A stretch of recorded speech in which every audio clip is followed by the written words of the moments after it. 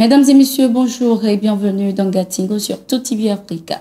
6 leaders africains seront bientôt en Russie et en Ukraine pour aider à trouver une solution pacifique à la guerre. C'est ce qu'a annoncé ce 15 mai le président sud-africain Cyril Ramaphosa.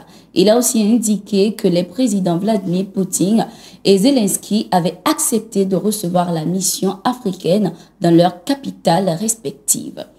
Les deux dirigeants avec lesquels j'ai eu l'occasion de m'entretenir, à savoir le président Poutine et le président Zelensky, ont convenu qu'ils seraient disposés à recevoir une mission de chefs d'État africains à Moscou et à Kiev. J'ai convenu avec eux que nous allions commencer à préparer les engagements avec ces chefs d'État africains. Le secrétaire général des Nations Unies a également été informé, de même que le bureau de l'Union africaine, a déclaré Cyril Ramaphosa. Cette délégation africaine sera constituée des dirigeants de la Zambie, du Sénégal, de la République du Congo, de l'Ouganda, de l'Égypte et de l'Afrique du Sud. Au Burkina Faso, la gendarmerie nationale dispose désormais d'une brigade numérique de veille, d'alerte et d'assistance.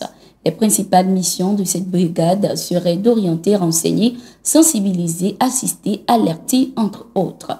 Elle vise notamment à offrir aux citoyens un canal de communication directe et accessible avec la gendarmerie nationale à travers les réseaux et les plateformes, permettre aux usagers de poser des questions, de signaler des problèmes ou de faire part de leurs besoins de sécurité, entre autres. Le lancement de cette brigade a été fait ce 16 mai 2023 par le ministre de l'Administration territoriale, de la décentralisation et de la sécurité, le colonel Boukari Zungrana. Selon le chef d'état-major de la gendarmerie nationale, le lieutenant-colonel Evra Somda, il s'agit de s'adapter pour répondre efficacement à la lutte contre l'insécurité. Cette plateforme se veut être la gendarmerie à portée de main pour tout usager qui veut l'utiliser, a-t-il déclaré. Toujours au Burkina Faso, les populations de Gao ont réaffirmé leur soutien au gouvernement de la transition, aux forces de défense et de sécurité FDS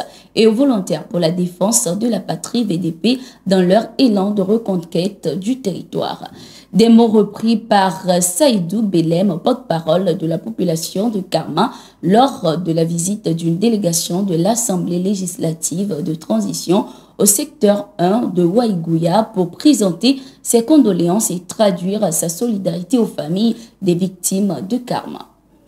Nous sommes venus apporter notre soutien, notre solidarité et nos compassions aux familles éplorées. Nous avons voulu par cet acte attester l'engagement des autorités de la transition du peuple burkinabé d'être aux côtés de nos populations meurtries pour la recherche de la cohésion sociale et le vivre ensemble et pour le retour de la paix au Burkina Faso, a souligné le président de l'Assemblée législative de transition, Dr Ousmane Bougouma.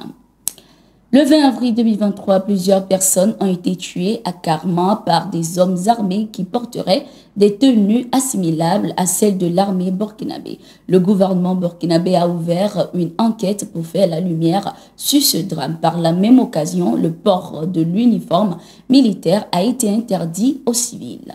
Au Sénégal, malgré le renvoi du procès opposant le leader du PASTEF, Ousmane Sonko, à Adissar, la tension reste vive dans le pays. Selon les informations, les jeunes de la localité de Néma ont lancé l'offensive face à la ferme décision des forces de l'ordre de les déloger de leur quartier général, suite à quelques encablures de la maison de Ousmane Sonko ce 16 mai 2023. Des manifestations ont aussi été signalées dans plusieurs localités du pays, entre autres à Sébikotane, Liberté 6, Mbour, Louk.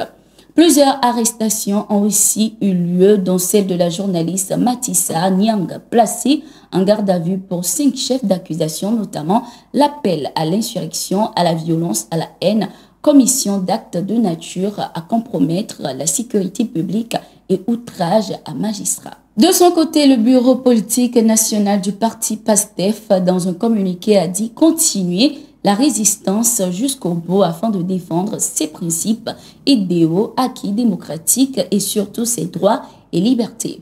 Au Burkina Faso, un jeune a été interpellé pour apologie des actes terroristes, incitation à la radicalisation, à l'extrémisme violent et menaces au moyen des technologies de l'information et de la communication. Le jeune homme s'adonnait à des publications faisant l'apologie des actes terroristes.